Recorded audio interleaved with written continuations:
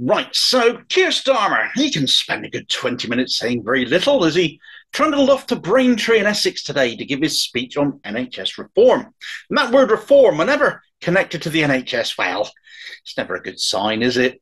Another government that'll come in and tinker rather than fix is always what ends up resulting. But let's give Keith his moment here. He is coming forward with some ideas, some plans, some policy after all. A bit rare, isn't it?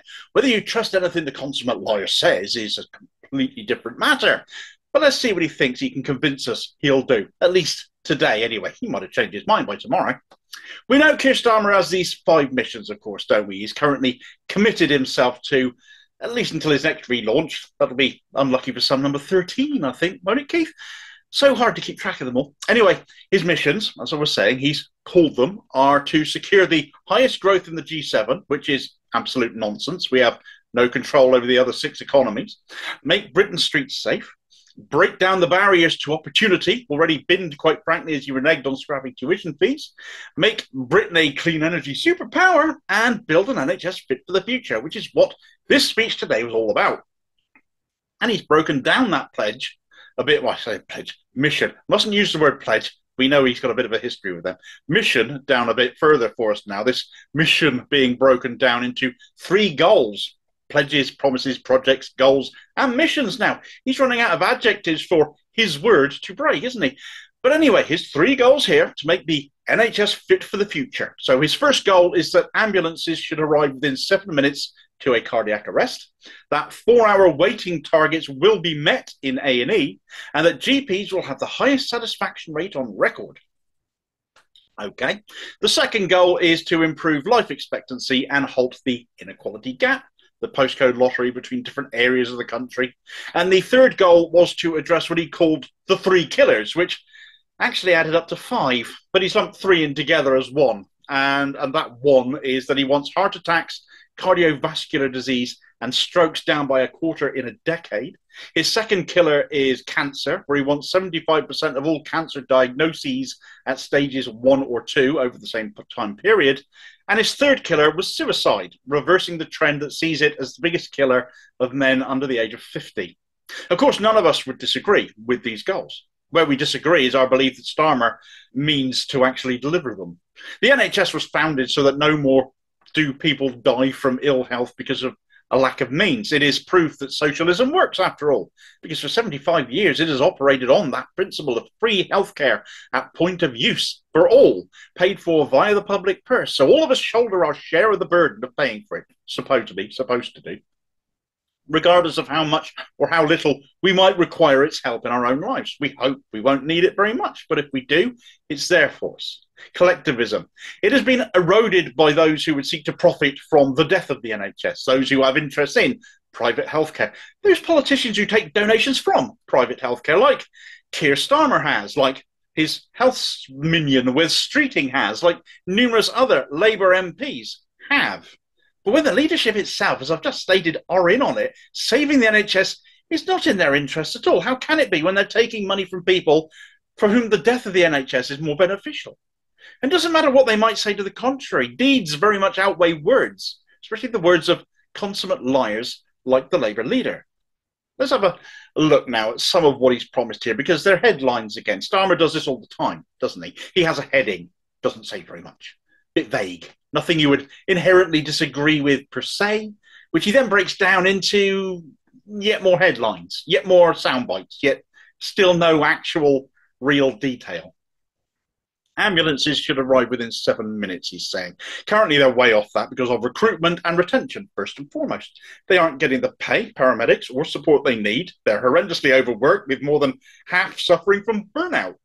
They get delayed not only in arriving to critically ill people because their workload is so overawing, they also can't offload at the other end as A&E backs up due to the lack of staff, unsafe service there, which neatly comes into Starmer's next bit, which was A&E waiting times reduced to 4 hours. Again, staff, where are they coming from?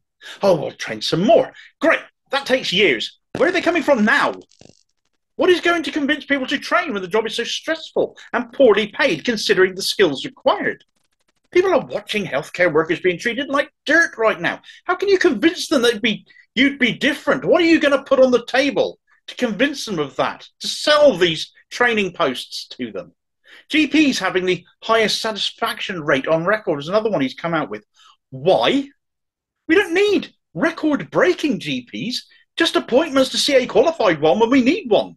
Why these arbitrary, meaningless targets? It's just a badge for you, a pat on the back. This isn't anything we need. This is just showboating. Solve that and get recruiting, because we're losing GPs as well. And they take a decade to train from start to finish. Solving the postcode lottery, well, that needs targeted investment in the right areas. And dealing with his 3 or 5 killers, depending on how you choose to count them, all takes investment in research and development, training, and time. Starmer's put the clock for all of this at 10 years. That's 2 parliaments. He thinks he's going to be in for that long. He won't handle the scrutiny that comes with being in government, because he could barely cope with the fairly soft soap questions he got at the end of his drone, from the parts of the press pack still awake by the end, of course. He was asked off the bat by the BBC whether he would expect more money to be spent on the NHS under Labour. Keith replied, well, money is important, but it's not all about money, and change and reform will play an important part. And then he started talking about technology and came out with a line, technology can do what money can't do. What? Last time I looked, you need money to fund technology. What technology as well? Technology can't replace a nurse or a doctor or a paramedic. It could be used to speed up diagnoses and such like, but that requires research, which also requires investment. And oh, look, it does come down to money after all, doesn't it, Keith? Starmer calls it a game changer. Without money, though, it doesn't exist. Are you putting more public cash in? He avoided getting to that. Liz Bates from Sky was next, and she wasn't letting the money issue go at all, accusing Starmer of kicking the money issue into the long grass. Oh, things are getting a bit tense. How does Starmer expect the public to trust him with the public finances if he won't straightforwardly say how it'll all be funded? She wanted the costs. It's a dull question. It always gets aimed at Labour. The look on Starmer's face was, why are you asking me that, old chestnut? I'm one of you, remember? Bates wasn't quite done, though. She brought up striking workers as well and put it to Keith that many will be watching, hearing Starmer saying about bringing more staff in, but not telling those on strike, which is a perfectly legitimate point, how much a Starmer government would pay them. And of course, there's the not insignificant point that Starmer won't show them any solidarity by joining them on the picket line. Well, Starmer came back with, let's call a spade a spade. Okay, where we've made a proposal about the changes we're going to bring, we've said how it will be funded. So this challenge you put to me about where the money is going to come from is just wrong. Is it, though? He then digressed and talked about having the greatest increase in training. How will that be paid for? Scrapping non-dom tax status. Are we going to have another 8,500 mental health advisors? Yes, paid for by closing the loophole on private equity. Changes coming in. These are the changes we're making. This is where the money is coming from. But how much is it then, Keith? How much will be raised by closing non-dom tax status? How much will you raise by closing the private equity loophole? Despite being pressed, not one specific figure came out of his mouth once during the entire report, the entire interview process, the entire speech. I don't suppose he dared, to be honest, without Rachel flying first-class Reeves to prompt him. Let's face it, he doesn't appear to know the difference between 3 and 5, let alone get him started on actual economics. He came back to the point on staff pay, eventually saying, look, I know NHS staff pretty well. My wife is one of them. They want to know they're fully supported. They want to know they're respected. They want to know a plan for the future is there. People are worried about whether the NHS will still exist. We're going to have the biggest training regime the NHS has ever had. The cavalry is coming. That is very welcome to the staff. Is the cavalry coming with saddlebags of gold in the form of a decent, above-inflation, reparation-making format then? Whoops! I forgot he doesn't do actual numbers, does he? The cavalry. If I was in the NHS, why would I trust a man who refuses, not just isn't able to, hasn't time to, but actively refuses to attend picket lines and sacks shadow ministers if they do, as Sam Tarry knows all too well? Why would I believe such a man? The cavalry is coming. You might as well just say, trust me, I'm a liar. The cavalry coming is sponsored by US health insurance and Big Pharma or wherever else those private health donations have come from that are going to people in your party, Keith. Oh, and his wife working in the NHS? Kinda. She's a lawyer, not a health worker.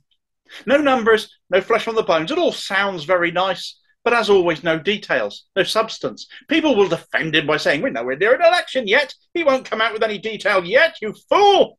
The thing is, he's made these proclamations, the declarations of intent, saying this is what he's going to do. So surely we're entitled to know, entitled to ask, therefore, how he plans to achieve it.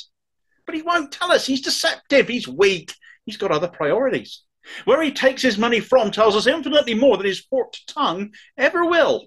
The man is fundamentally dishonest. He derailed his position on 3 policies in 1 week not long ago. And after you've liked, shared and subscribed to this channel so as to be sure someone, somewhere, holding this man Keith's words to account, because surely we've been led by enough leaders, enough liars that are leaders by now so as not to encourage another, you can get the lowdown on this trio of untruths by watching this here video.